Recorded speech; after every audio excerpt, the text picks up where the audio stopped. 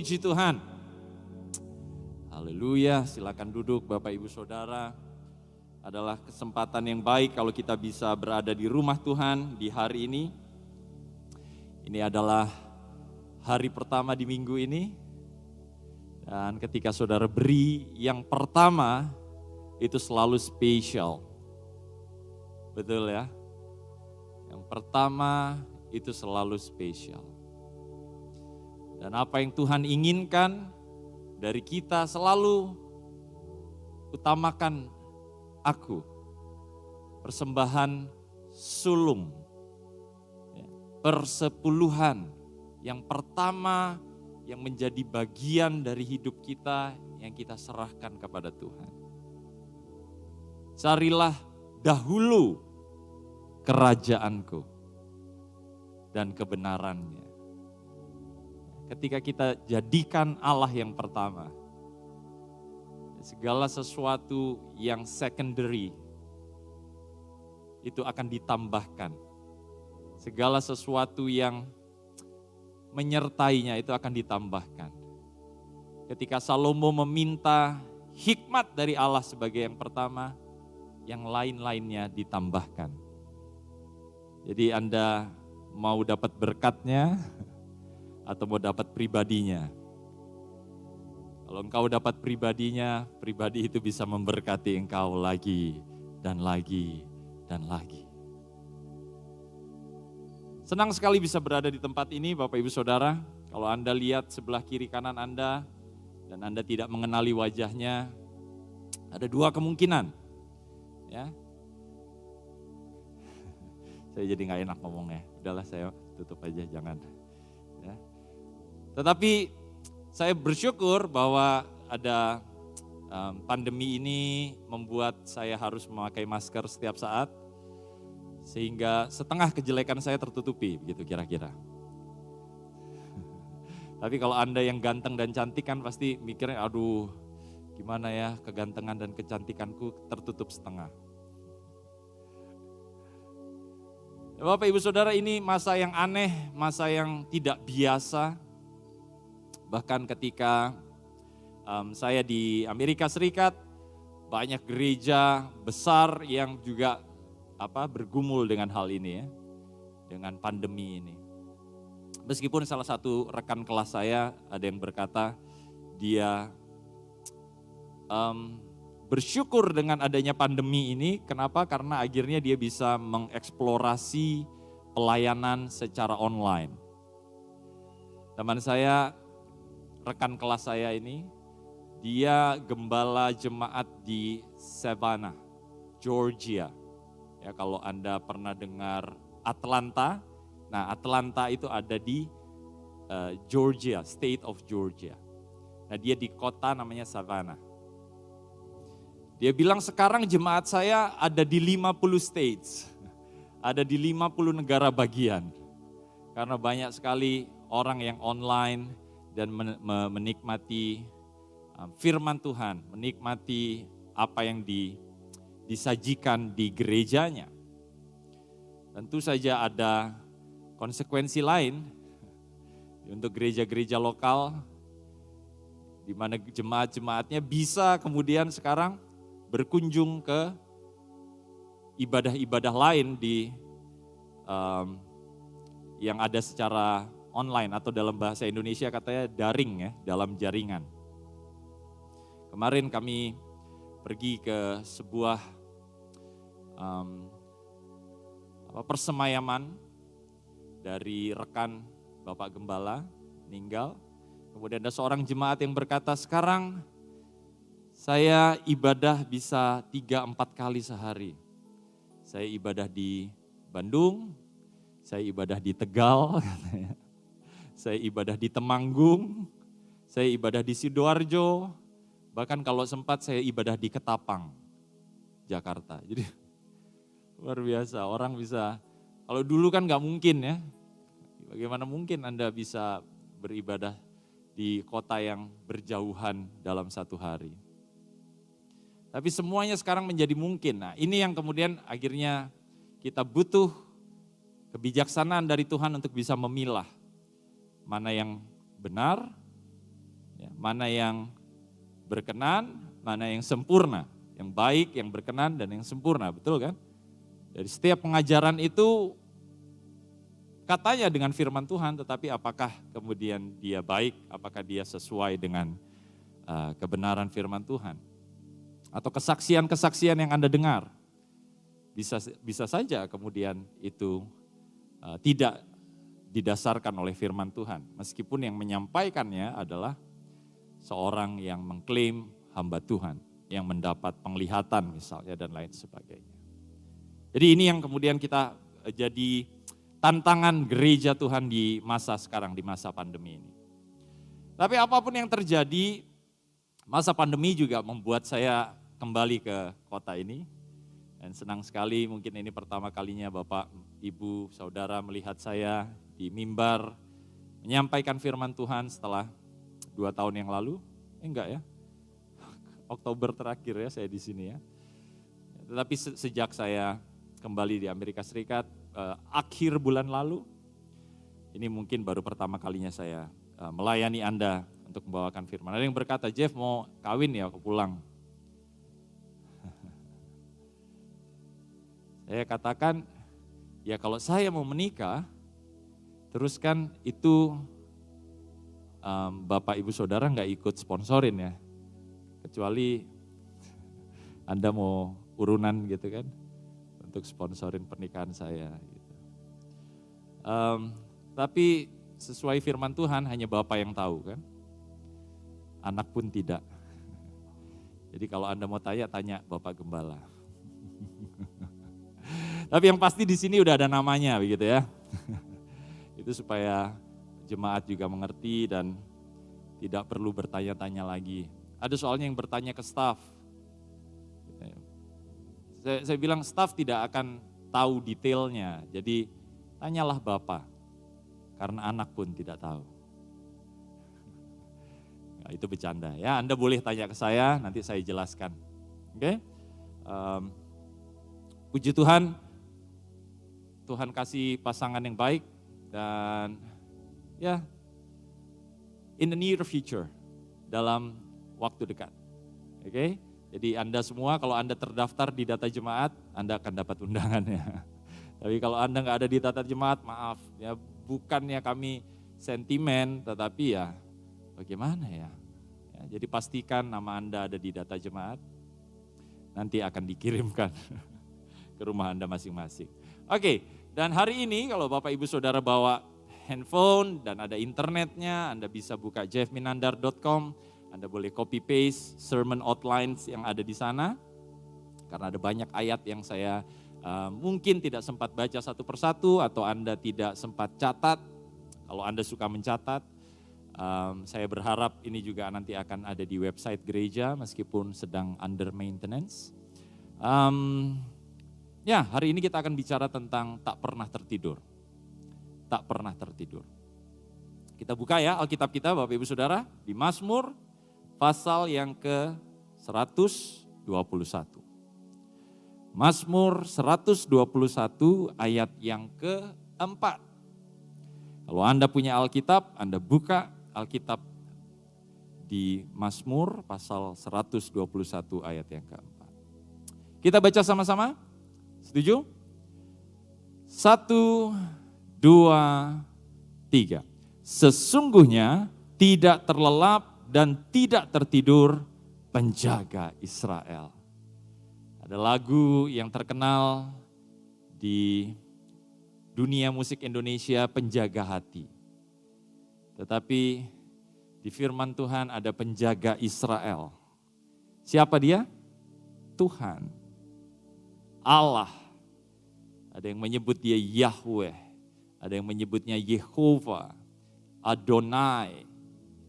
Tapi kita sekarang mengenal dia bukan sekedar Allah, tapi dia Allah yang punya nama. Nama yang terindah, nama Yesus. Amin. Anda mau katakan nama ini bersama-sama? Kita jadi satu choir. Saya pernah datang ke Hillsong Conference di Sydney. Pendetanya namanya T.D. Jakes, bukan pendeta Hillsong ya. Pembicaranya, namanya T.D. Jakes. Dia juga kalau saya nggak salah di Dallas gerejanya. Dan dia buat itu satu gedung, satu arena, Olympic Arena, sekitar 25-30 ribu orang berteriak nama Yesus. Yesus, dia pakai bahasa Inggris ya, Jesus, Jesus. Waduh, itu merinding Bapak Ibu Saudara. Jadi saya percaya GPDI Mahanaim juga nggak kalah. Amin. Saudara mau serukan nama Yesus? 1, 2, 3. Yesus. Luar biasa. Ya. Bayangkan kalau Anda teriakkan itu. Gembala pernah ya bicara ke saya, aduh Papa senang sekali kalau satu gedung itu bisa kemudian berteriak, Yesus, Yesus. Wah. It's like a choir, seperti paduan suara. Allah yang tidak pernah tertidur, itu sekarang kita kenal sebagai Yesus. Nah, mengenai tidak pernah tertidur, saya berusaha pakai masker untuk memastikan keamanan kita, tapi kita buka sebentar untuk membuka laptop. Oke.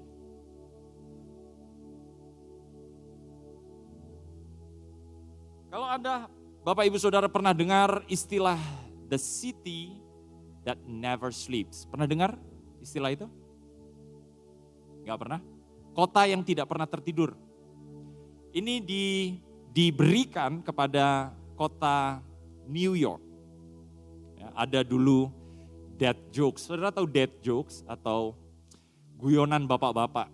Jadi guyonan yang udah lama banget, diulang, tapi tetap lucu. Kadang-kadang sih. Guyonannya kayak gini. Ibu kota Amerika Serikat itu New York atau New York? Menurut Bapak Ibu? New York? Salah dong, Washington DC. Itu guyonan zaman dulu. Ya, bukan New York. New York itu kota besar yang ada di State of New York State. Tetapi ibu kotanya Amerika Serikat itu Washington DC. Ya. City that never sleeps itu mungkin kalau di Indonesia kota yang gak pernah tertidur itu lebih cocok Jakarta mungkin ya. Jakarta yang selalu sibuk gitu. Kalau Tegal bukan mungkin ya. Tegal gak bisa dibilang city that never sleeps atau kota yang tidak pernah tertidur. Karena ya paling tukang beca yang tidak pernah tertidur ya. Malam, pagi, dini hari mereka masih beredar gitu. Tapi jalur Pantura ini kan cukup ramai sebenarnya. Ya bisa juga lah kita disebut kota yang tidak pernah tertidur. Tetapi lebih terkenalnya kan laka-laka. Betul ya? Laka-laka. Tidak ada duanya. Hanya satu-satunya. Ya kota Tegal. Kota mana lagi yang ada ponggol setannya? Betul kan? Kota mana lagi yang ada nasi lengko nyelip di belakangnya SMA 3, depannya SMA 1? SMA 1 ya. Kota mana lagi yang punya warung Tuti Toyo? Wah, hanya kota Tegal. Laka-laka. Oh ada cabangnya Tuti Toyo? Nggak ada ya. Wah ini harusnya Tuti Toyo sudah disebutkan di channelnya Mahanaim, boleh sponsorin sarapan kita. Ya laka-laka, kota Tegal. Tapi Bapak Ibu Saudara di dalam Mazmur 121 ayat yang keempat itu bukan kota yang tidak pernah tertidur. Tetapi penjaga Israel yang tidak pernah tertidur. Tuhan yang tidak pernah tertidur. Salah satu staf di GPDI Mahanaim, Saudara Geraldi pernah sampaikan ini ketika doa pagi. Ya. Doa pagi di GPDI Mahanaim itu membahas Mazmur. Sekarang sudah sampai Mazmur berapa saya? 126? 8. Ya, Ibu Luna lebih mengerti karena beliau bagian doa. Nah ketika sampai di Mazmur 121 kemudian ada ayat ini ya. Tuhan atau penjaga Israel tidak pernah tertidur. Kalau Bapak Ibu Saudara nggak pernah ikut doa pagi di GPDI Mahanaim, coba ikut. Ya, ada live streamingnya loh, setiap pukul 4.45. Ya, ini contoh terakhirnya Pak Stephen yang melayani. Jadi kalau Anda pun tidak bisa bangun pagi, Anda bisa lihat tayangannya sampai 24 jam. Setelah itu kemudian biasanya diturunkan. Ya, ada tayangan yang baru lagi. Doa pagi itu hanya Selasa sampai Sabtu. Selasa sampai Sabtu. Seninnya saudara boleh juga sih doa di sini, di kamar pengerja pria ada satu, kamar pengerja wanita ada satu. Oke, kalau Bapak Ibu Saudara ingin bergabung di Beth Eden langsung pukul 4.45, tapi Anda juga bisa ikuti lewat tayangan di YouTube. Nah, kalau kembali ke Mazmur 121, kita bisa baca ini secara lengkap sebagai suatu mazmur yang berisi pengharapan. Ya. Pemazmur percaya bahwa orang yang berharap kepada Tuhan itu akan dilindungi, akan diselamatkan. Ada jaminan penjagaan Tuhan di sana. Jadi kalau Bapak Ibu Saudara nggak bisa tidur malam hari ini, bukan berarti Alkitab adalah obat tidur,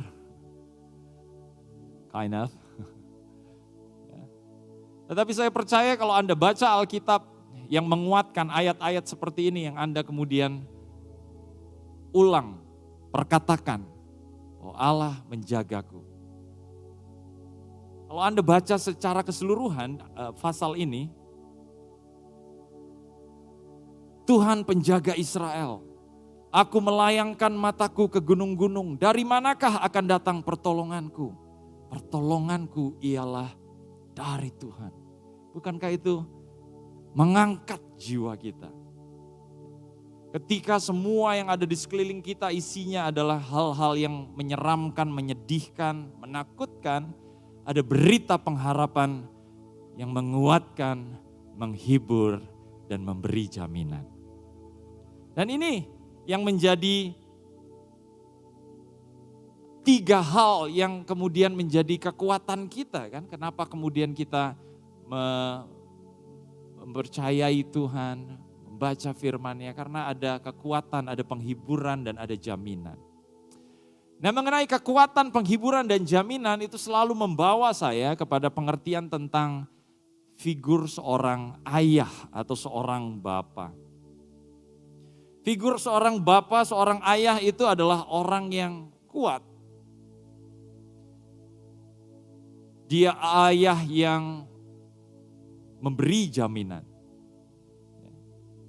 Ada beberapa tayangan di YouTube yang mungkin Anda pernah lihat tentang ayah yang berkorban untuk anaknya. Bekerja keras, tetap tersenyum walaupun tidur hanya 2 jam, 3 jam. Untuk menyekolahkan anaknya. Konsep ayah itu buat saya secara pribadi juga beliau menguatkan, menghibur, dan memberi jaminan. Anda bisa cari itu di website-nya gereja, walaupun lagi under maintenance, mungkin saudara juga bisa cek di web saya, itu ada, saya pernah sampaikan tahun 2018 tentang hal ini. Nah, saya selalu suka bagaimana Yesus kemudian memperkenalkan Allah itu sebagai Bapa. Coba kita buka Lukas 2 ayat 49. Ketika itu, Yesus ikut dengan kedua orang tuanya ke Yerusalem. Saat itu usianya kira-kira 12 tahun. Dan kemudian ketika semua sudah pulang kembali ke Nazaret, Yesus tetap tinggal di Yerusalem. Dan di ayat 49 ketika akhirnya dia ditemukan, dia berkata demikian. Jawabnya kepada mereka, "Mengapa kamu mencari aku? Tidakkah kamu tahu bahwa aku harus berada di dalam rumah Bapakku?" Bait Allah menjadi rumah Bapa. Yesus selalu addressing God as Father. Tetapi kata Bapak itu kan terlalu formal kadang-kadang. Yang lebih tepat adalah kata ayah. Ya, daddy. Lebih intim. Dan itu yang kemudian Yesus sebut. Abba, Bapa. Tetapi di akhir hidupnya Yesus gak menyebut Abba Bapa, dia menyebut Eloi. Di Markus 15 ayat 34 Bapak Ibu Saudara bisa cek. Eloi, Eloi lama sabachthani. Allahku. Eloi dalam bahasa Aram artinya Allahku. Pastor Jesse Prince pernah menjelaskan kenapa kemudian Yesus menyebut Allahku, tapi bukan Bapa. Padahal sepanjang pelayanan dia selalu menyebut Bapa, Bapakku, aku melakukan kehendak Bapa.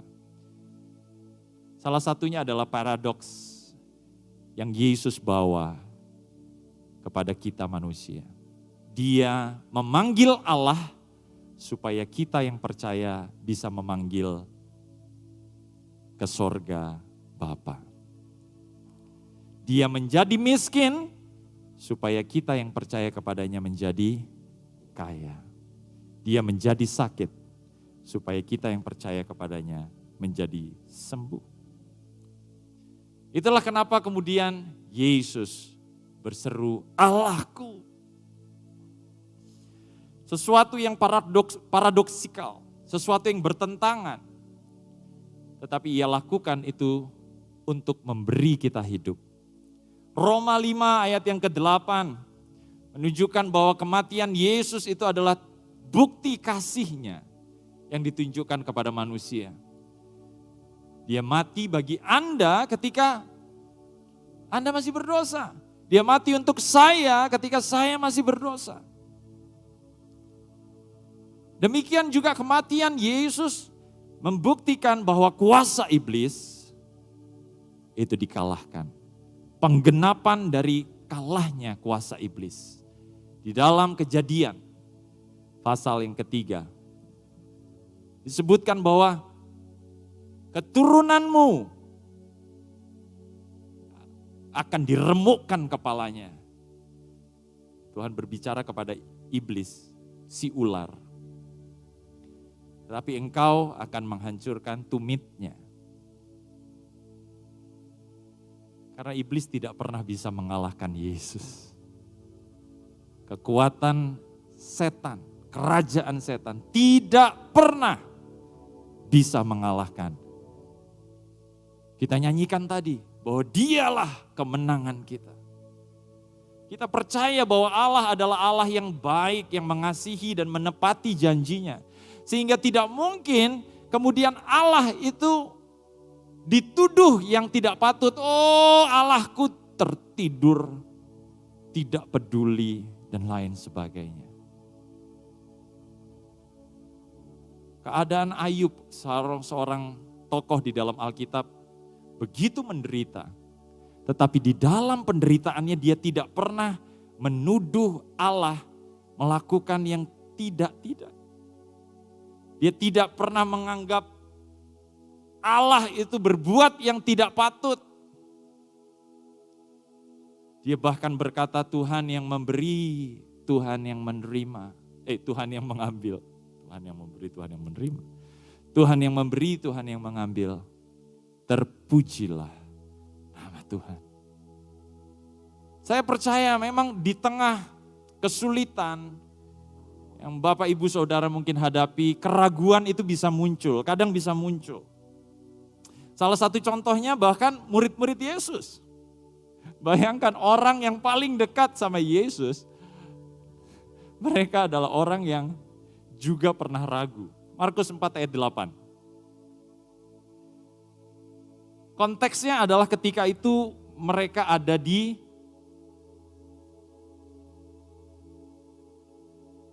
perahu. Dan kemudian ada badai yang besar menimpa perahu itu. Lalu mereka berkata demikian, pada waktu itu Yesus sedang tidur di buritan di sebuah tilam, maka murid-muridnya membangunkan dia dan berkata kepadanya, Guru, engkau tidak peduli kalau kita binasa. Tuhan dituduh tidak peduli.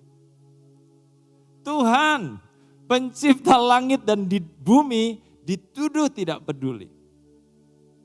Mereka menganggap Allah tertidur. Dan memang dituliskan di ayat 38 ini Yesus sedang tidur. Loh Jeff, berarti kan ini menegasi apa yang tadi kita baca di Mazmur 121. Katanya Allah tidak pernah tertidur. Ini Yesus tertidur. Ada seorang komentator Alkitab namanya Matthew Henry. Dia menjelaskan bahwa insiden tidurnya Yesus di kisah ini sebenarnya bukan karena Yesus tertidur, tetapi karena Yesus menguji iman murid-muridnya. George Herbert, dia berkata bahwa Yesus mungkin memejamkan mata, tapi bukan hatinya. Ada hal-hal, ada kesempatan-kesempatan di mana ketika kita merasa Allah itu sepertinya tertidur, sepertinya Allah kok tidak bekerja. Sepertinya Allah membiarkan. Tuhan, pandemi ini 1 tahun loh Tuhan. Oh gak beres-beres ya Tuhan. Tuhan, aku udah hilang pekerjaan sekian tahun. Tuhan, aku udah gak punya anak sekian tahun. Tuhan gak peduli kah sama aku? Kadang bisa muncul kekecewaan, keraguan. Tapi apa yang Tuhan lakukan Bapak Ibu Saudara, baik kepada Ayub, atau kepada murid-murid saat itu, saya percaya hal yang sama seperti yang ketika Yesus harus lalui dalam pencobaan di padang gurun. Di dalam Lukas 4 ayat yang kedua, Yesus dibawa ke padang gurun dan dicobai iblis. Sepertinya kok aneh ya? Anak yang kukasihi, kepadanya lah aku berkenan. Dibawa ke padang gurun. Sepertinya bertentangan. Kalau dia berharga harusnya dia di keep, harusnya dia dijaga, harusnya dieman. Lah kok ini disuruh dicobai? Tapi saya percaya ketika Allah mengizinkan itu terjadi, Allah memperlengkapi. Atau seperti ketika Yesus tergantung di atas kayu salib, di atas kayu salib dia menanggung dosa dunia. Di Yohanes 1 ayat 29 dikatakan demikian. Kemudian Allah memalingkan wajahnya gelap gulita. Sampai Yesus berkata, Eloi, Eloi lama sabachthani. Dia merasa sendirian, tapi bukan ditinggalkan. Allah mengerti. Ketika ujian itu datang, biar itu tidak menggoyangkan Bapak Ibu Saudara. Saya nggak tahu apa yang sedang Anda hadapi 1 tahun terakhir, 1 bulan, 1 minggu terakhir, atau bahkan kemarin mungkin Anda baru mengalami sesuatu yang sulit. Ada beberapa anggota jemaat yang bersedih karena anggota keluarganya meninggal. Tapi ia Bapa yang baik. Ia selalu berjaga buat kita. Dia tidak pernah melupakan atau meninggalkan. Secara jasmani memang saya belum punya anak keturunan. Tetapi saya lihat apa yang ayah saya lakukan kepada saya. Ketika saya membutuhkan, dia ada. Sepertinya sibuk, sepertinya kadang tidak connect, tidak terhubung. Tapi dia ada, dia menjamin saya. Dan demikian juga Allah. Ketika Anda datang, Bapak Ibu Saudara, kadang-kadang ya kita datang ke gereja, hubungan kita dengan Tuhan, kemudian sepertinya kok kering ya Tuhan ya. Ini salah WL-nya nih, ini salah pengkhotbahnya nih, ini salah asyirnya ini. Kadang-kadang kita merasa tidak diberkati. Tapi mari kita lihat lebih lagi. Kita mengerti Dia lebih lagi. Kekristenan bukan hanya tentang perasaanku, tetapi tentang fakta bahwa Ia menjamin hidupmu. Dia Allah yang baik. Dia selalu memberikan pemberian yang baik. Di dalam Lukas 11 ayat 12 dikatakan, kalau kamu Bapa di dunia saja selalu memberi yang baik, apalagi Bapamu di sorga. Dia pasti berikan yang baik Bapak Ibu Saudara. Tapi kadang-kadang kita nggak ngerti. Ada satu lagu yang dulu pernah dinyanyikan, waduh lama sekali, dari VOG. Saya nggak tahu kalau Bapak Ibu Saudara mungkin tahu nggak, ada grup ini. Tetapi sekarang dia orang-orangnya adalah mewarnai banyak musik gereja. Ya. Frankie Sihombing dan Sidney Mohede. Tetapi kalau saya tidak salah lagu ini diciptakan Frankie. Dan ini seperti percakapan antara kita, manusia, anak, dengan Tuhan, dengan Allah, dengan Bapa. Ketika pergumulan begitu berat, kita curhat sama Dia.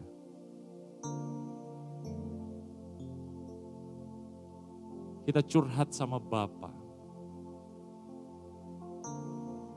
Saat ini ku datang membawa keluhku padamu, sungguh berat beban yang menghimpit hati dan jiwaku, ku curahkan segala isi hatiku. Dan ku dengar suaramu berkata padaku, suara Tuhan, ku tak pernah tertidur, tak pernah lalai, tanganku selalu menopang dirimu.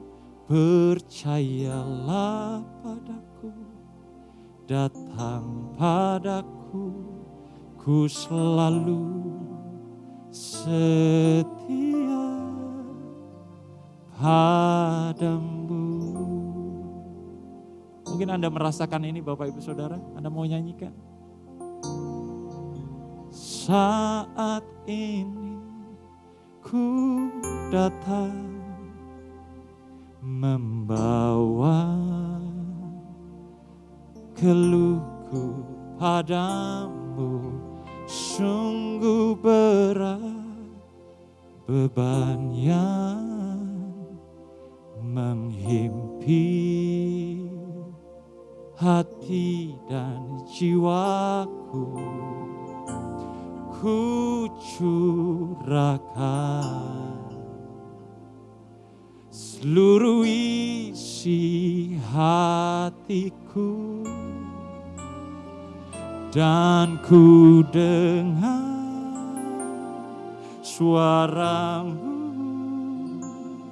berkata padaku. Tuhan selalu berkata, ku tak pernah tertidur, tak pernah lalai, tanganku selalu menopang dirimu. Percayalah padaku, datang padaku, ku selalu setia padamu.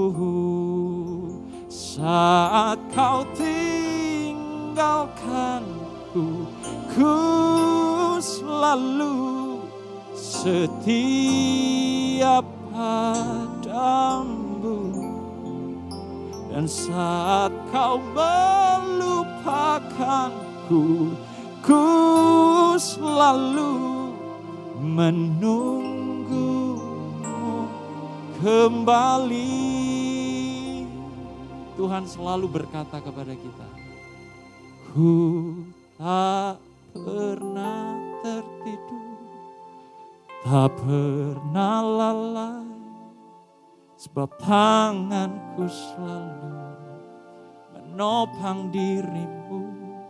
Percayalah padaku, datang padaku, ku selalu setia, ku selalu setia padamu. Kadang kita yang tinggalkan Tuhan, bukan Tuhan yang tinggalkan kita. Sebab Dia berkata, ketika kamu ada di tanganku, aku tidak akan pernah melepaskan engkau. Dia tidak pernah salah. Dia ingin memberikan segala sesuatu yang baik bagi kita. Di dalam Lukas 11 ayat 12, Tuhan ingin memberi Roh Kudus kepada kita. Kenapa? Karena Roh Kudus itu yang menguatkan. Bapak Ibu Saudara, kalau kita kembali ke pencobaan yang Yesus terima di dalam Lukas 4, di Lukas pasal 4 ayat yang pertama, dikatakan Yesus penuh dengan Roh Kudus. Pandemi ini mungkin seperti padang gurun, pekerjaan sulit. Keluargamu mungkin seperti padang gurun, ketika kasih tidak ada lagi, ketika kesetiaan suami diuji, kesetiaan istri diuji. Tapi kalau Anda punya Roh Kudus, itu akan menghibur Anda, itu akan menguatkan Anda. Segala bentuk cobaan yang Anda terima Bapak Ibu Saudara, jaminannya jelas ada di dalam Tuhan. 2 Korintus pasal yang kelima, ayat yang kelima. Dikatakan demikian Bapak Ibu Saudara. Tetapi Allah lah yang justru mempersiapkan kita untuk hal itu. Dan yang mengaruniakan Roh kepada kita sebagai jaminan segala sesuatu yang telah disediakan bagi kita. Ada bapak-bapak yang mengecewakan di dunia ini. Tapi Roh Kudus convict you, menginsafkan Anda untuk melihat bahwa ada Bapa yang sempurna. Ada suami-suami yang mengecewakan di dunia ini. Tapi Allah menjamin Dia akan menjadi suami bagi para janda. Ada orang-orang yang meremehkan, meninggalkan Anda. Tetapi Allah pastikan Dia tidak meninggalkan Anda. Dia tidak pernah tertidur, Dia tidak pernah lalai. Dalam Matius 4 ayat 11, setelah Yesus melewati pencobaan-pencobaan itu, datang malaikat-malaikat melayani Dia. Dan tahukah Bapak Ibu Saudara, bahwa Tuhan menyediakan malaikat-malaikat yang siap untuk melayani Bapak Ibu Saudara. Dia tidak pernah tertidur. Dia tidak pernah lalai. Mari.